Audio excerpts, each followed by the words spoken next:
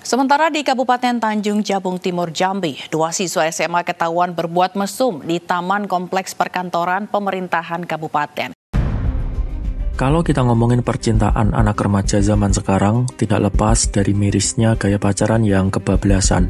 Kalau dipikir-pikir, fenomena ini bukan barang baru. Dari dulu, kita semua tahu bahwa ada saja cerita remaja yang kebablasan waktu pacaran. Bedanya, zaman dulu lebih banyak yang sembunyi-sembunyi. Kalau ketahuan, habis sudah reputasi kita.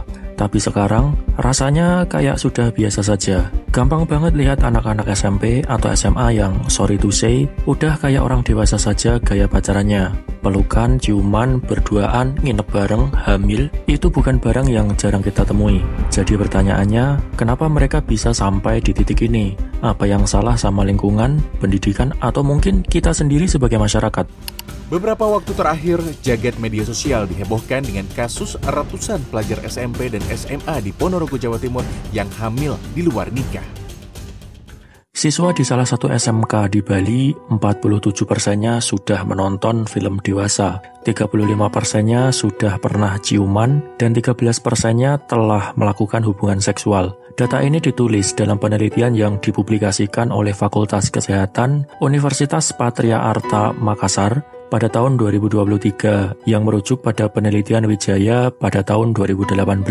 Studi lain yang ditulis dalam riset Fakultas Kesehatan tersebut adalah yang dilakukan oleh Putu dan kawan-kawan tahun 2016. Perilaku seksual remaja Bali telah melakukan berbagai macam bentuk pengalaman seksual, seperti ciuman, petting, oral, bahkan anal. Data lain yang disampaikan dalam riset Jurnal Ilmiah Pendidikan dan Kebudayaan IAIN Ponorogo mengungkapkan bahwa 29% remaja laki-laki dan 6% remaja perempuan pernah meraba pasangannya. 48% laki-laki dan 29% perempuan pernah berciuman, dan lebih dari 70% mereka pernah bersentuhan tangan secara intim. Data ini merujuk pada Survei Kesehatan Remaja Republik Indonesia.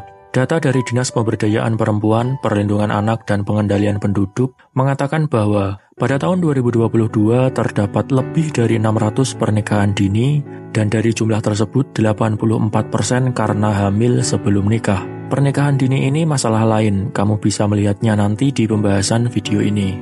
Itu sedikit gambaran betapa mirisnya gaya pacaran zaman sekarang. Jika kamu ingin melihatnya secara langsung, lihatlah media sosial, TikTok atau Twitter.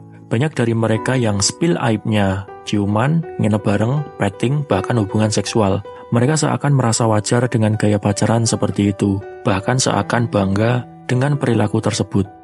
Coba kita lihat dulu dari satu sisi, kenapa anak-anak remaja pacaran di usia yang jujur saja belum waktunya. Pertama, ini soal rasa penasaran. Masa remaja itu masa di mana hormon mulai naik turun gak karuan. Otak mereka lagi sibuk bikin sinapsis baru, bikin mereka jadi super penasaran sama hal-hal yang sebelumnya tabu. Nah, rasa penasaran ini sebenarnya hal alami. Tapi masalahnya mereka sering tidak punya filter untuk membedakan mana yang oke dan mana yang ngawur. Kedua, mari kita jujur. Banyak orang tua di Indonesia yang cenderung tabu ngomongin soal seksualitas sama anak-anak mereka. Alih-alih ngasih edukasi yang jelas, banyak yang cuma bilang, jangan pacaran nanti dosa, atau nanti rusak masa depanmu. Terus, ya itu doang. Ya gimana anak-anak nggak bingung? Ketika mereka nggak dapat jawaban yang memuaskan dari rumah, mereka cari jawabannya di tempat lain. Teman sebaya, internet, atau bahkan tontonan-tontonan yang kadang terlalu vulgar untuk mereka. Media juga ikut main peran di sini. Coba lihat drama-drama yang lagi booming. Bahkan di tayangan lokal sekalipun, ada beberapa adegan pacaran yang dianggap romantis, tapi sebenarnya kalau dipikir lebih jauh, malah bisa dibilang nggak sehat. Pasangan yang posesif dianggap tanda cinta. Hubungan yang toksik malah dijual sebagai standar. Itu semua tanpa kita sadari jadi template buat remaja. Mereka lihat itu dan mikir, oh alah pacaran tuh seperti ini. Ditambah lagi media sosial. Sekarang, siapa sih yang nggak punya TikTok atau Instagram? Konten-konten yang dianggap romantis bertebaran di sana. Banyak remaja yang menjadi korban FOMO atau fear of missing out. Kalau mereka nggak punya pacar, mereka merasa ketinggalan zaman, tidak keren, atau bahkan merasa tidak normal. Lalu, apa yang membuat mereka kebablasan? Ini menarik. Kita bicara tentang akses. Dulu, untuk sekadar melihat adegan romantis saja harus nunggu film diputar di TV. Sekarang, 2 klik di internet sudah bisa nemu hal-hal yang tidak seharusnya mereka lihat di usia segitu. kontrolnya hampir tidak ada. Parahnya lagi, banyak remaja yang pakai logika, semua orang juga seperti ini. Atau, kayak gini tuh wajar. Jadi apa yang dulu dianggap tabu sekarang malah dianggap biasa saja. Selain itu, kita tidak bisa menutup mata soal pengaruh lingkungan. Misalnya, anak yang tumbuh di keluarga yang kurang harmonis, cenderung cari pelarian di luar rumah. Pacaran jadi salah satu caranya buat ngerasa diperhatiin. Sayangnya, perhatian ini kadang-kadang dimanfaatkan oleh pihak lain yang niatnya tidak baik. Nah, disinilah kritik keras perlu dilemparkan ke masyarakat kita. Kenapa budaya kita ini seperti mendua soal remaja pacaran? Di satu sisi, kita sering banget menghakimi anak-anak yang pacarannya kebablasan, tapi di sisi lain, kita tidak pernah benar-benar ngasih solusi. Mau mengkritik mereka, tapi edukasi seksual yang serius saja masih dianggap tabu. Padahal, fakta di lapangan sudah jelas. Banyak penelitian menyebutkan bahwa kurangnya edukasi seksual yang baik bisa menyebabkan remaja mengambil keputusan yang tidak sehat soal interaksi lawan jenis, bahkan tindakan asusila. Dan ya, itu sudah kejadian di depan mata kita.